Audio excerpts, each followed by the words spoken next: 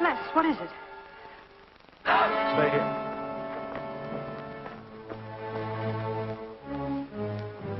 Carl.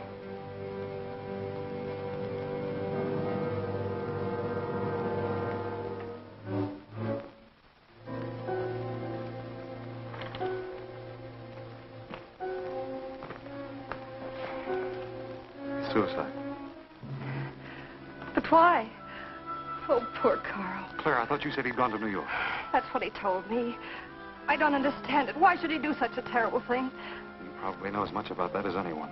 It's going to be one of the first things the police ask you. You can't stay here, darling. I'll take you over to Hack Doyle's. Where's your telephone?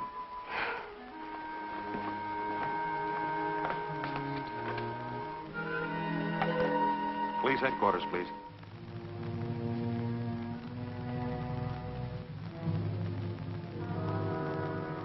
I thought of you and Hack right away, Mamie, and brought her over here. I hope you can put her up for tonight. Oh, of course. You can stay as long as you like, Claire. Thank you, Mimi. You're very kind. It's just too incredible. If you'd had any earthly reason. We were so happy. So very happy. And now there's...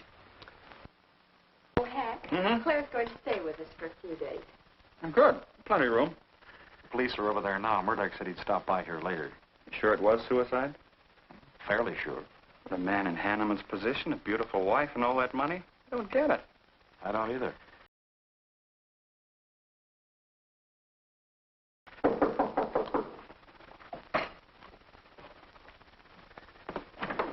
Oh, hello, Bill. Come on. How are you, Hank? Hello, Claire. Hello, Bill. Sorry this had to happen to you. Sit down, Captain. How about a cup of coffee? Thanks, Miss Doyle. I won't annoy you for long, Claire. Just a few questions, routine. You know how it is. Of course. Les gave me most of the details over the phone. Your husband, by the way, has been dead for nearly 24 hours. How did it happen that Burns met you at the airport? He didn't happen to. I phoned him from Los Angeles. How come? Well, I was arriving late and alone. I knew Les would pick me up. Do you have any theory as to why your husband came to San Francisco after telling you he was going to New York? No. I didn't know anything about the business. The gun, of course, was Hanneman's. We checked the serial number. Funny there are no powder burns on the coat. Bill, a suicide doesn't always press a gun against his body. In that case... There would be no powder burns, I know. Do you know of any reason why your husband should have taken his life? No, I don't. Anything wrong with his health? Not that I know of. But that could have been the reason. Had you quarreled? Oh, no. No, we never quarreled. Believe me, throughout every minute of our married life, we were supremely happy. The entire week, huh? Well, that's all for now. I may want to talk with you again later. Where will you be? Right here with us. Thanks. Bill. Yeah? You found fingerprints on the gun, of course. I mean, Hanneman's prints. Uh-uh. Clean as a whistle.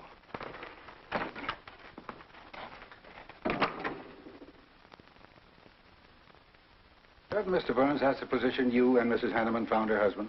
That's right.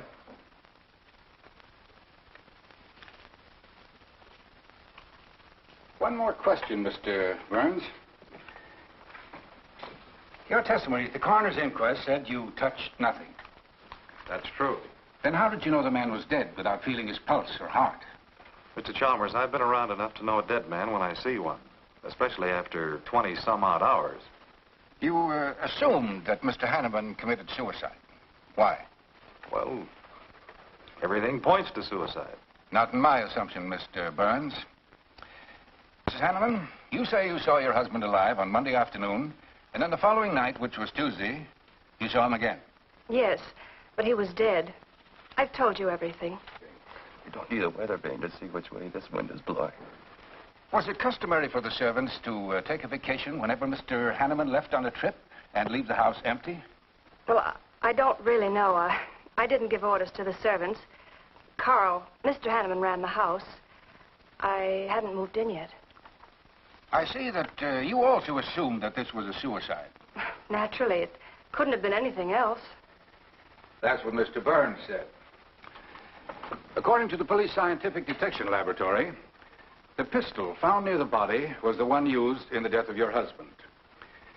But they found no powder burns on the clothes of Mr. Hanneman, nor fingerprints of any description on the gun. Furthermore, it was brought out that Mr. Hanneman couldn't have fired the gun because in making certain tests of his hand for traces of powder marks, none was found.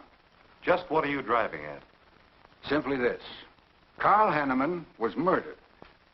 But unfortunately, I haven't enough evidence to hold either of you. You were out of town, and your alibi was proven. You're free to go. But let me give you a tip. I'm not buying any suicide theory, so the case will remain open. See you later, Ed. So long, Hack.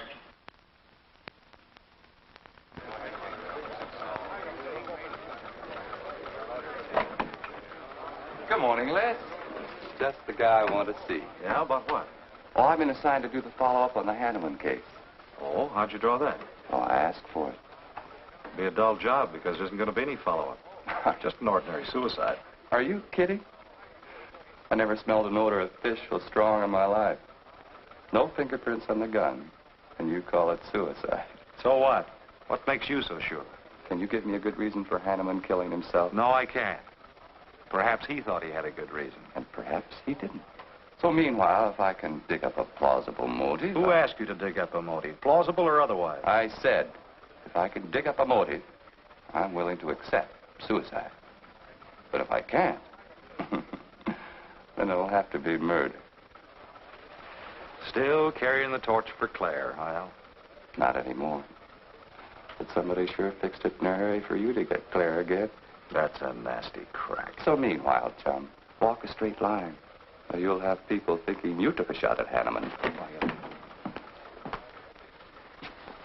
You got a lot of work to do, Al. You're so right, boss.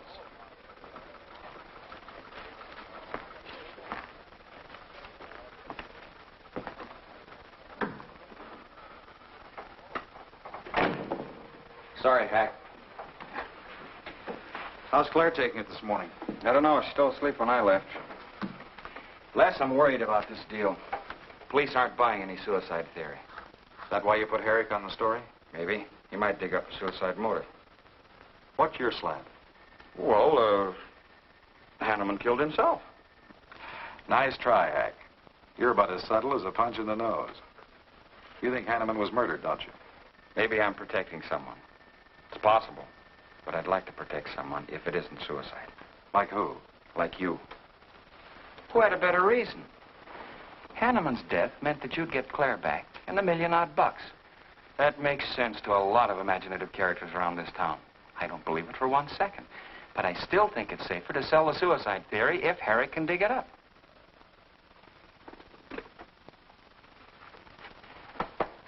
Thanks, Hack. But I didn't do it. Yeah. Send him in. Well, they're on the job.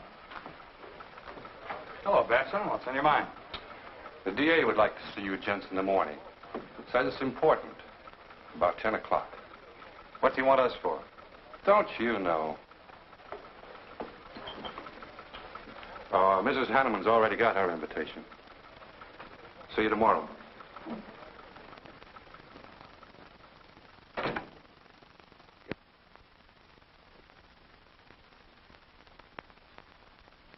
Herrick really revels in pouring it on. Well, it's news. Nobody's been hurt. Yet. By person or persons unknown. Could have been worse. The DA certainly tried hard to tag it on somebody. Tell me, Hack, do you think that Claire could have shot her husband in some way? No. She was in Los Angeles the night he was killed. DA couldn't shake that, and... Good morning, everybody. I hope I'm interrupting something important. Hello, darling. You look tired. Hello, Hack, dear. Good morning, Claire. Good morning, good morning. It's great to stay up late. Good morning to you.